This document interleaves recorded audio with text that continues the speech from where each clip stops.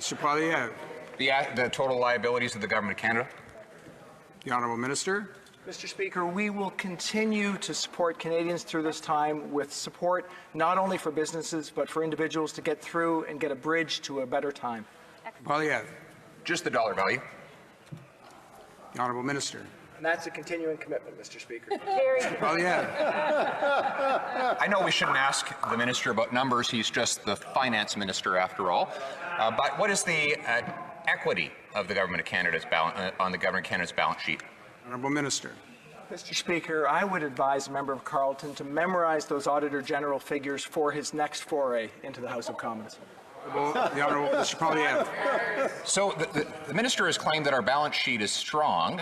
There are three components to a balance sheet: the assets, the liabilities, and the equity. And the Minister doesn't know any of the three. So clearly he doesn't actually know anything about our balance sheet. That's reassuring. Now, according to the Auditor General, the negative net worth of our Government of Canada will be as much as $1 trillion by the end of this fiscal year. Can the Minister, if he's familiar with any of these numbers, tell us, is it possible his government will hit $1 trillion of debt this year? Minister of Finance. Mr. Speaker, I want to assure Canadians that our approach will be to continue to make investments on their behalf, and that is available to us because of our strong fiscal position, but we will continue to take that approach, which we think is the appropriate approach. Absolutely. Poilievre. $1 trillion, yes or no? The Honourable Minister. Mr. Speaker, as I said, we will continue to focus on the importance of supporting Canadians. Mr. Poilievre. What is the size of our current national debt? The Honourable Minister. And Mr. Speaker, I think that what will happen as we do that is we will allow ourselves to have a stronger economy at the end because of these investments. Poilievre. The size of the national debt? The Honourable Minister.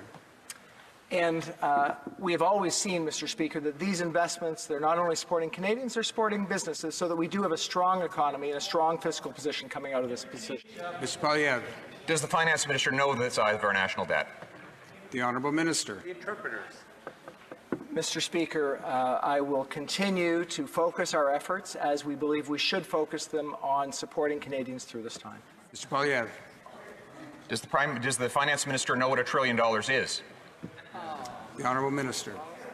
Mr. Speaker, we are continuing to make investments that we believe are prudent in the face of this economic challenge, supporting Canadians as we know we need to. Mr. Poilievre. What is the total dollar value of all the public and private debt in Canada? The Honourable Minister.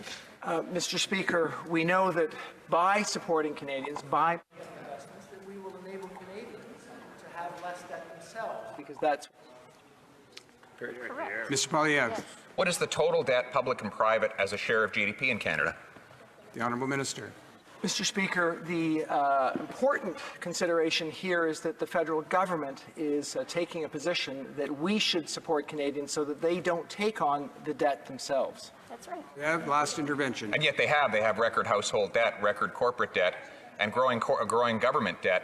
The Finance Minister doesn't seem to know any of the basic numbers you would be required to govern the finances of the Government of Canada. So I will give him one last chance. What is, based on his latest briefings, the total size of Canada's national debt? If he doesn't know, can he have the humility and honesty just to say so?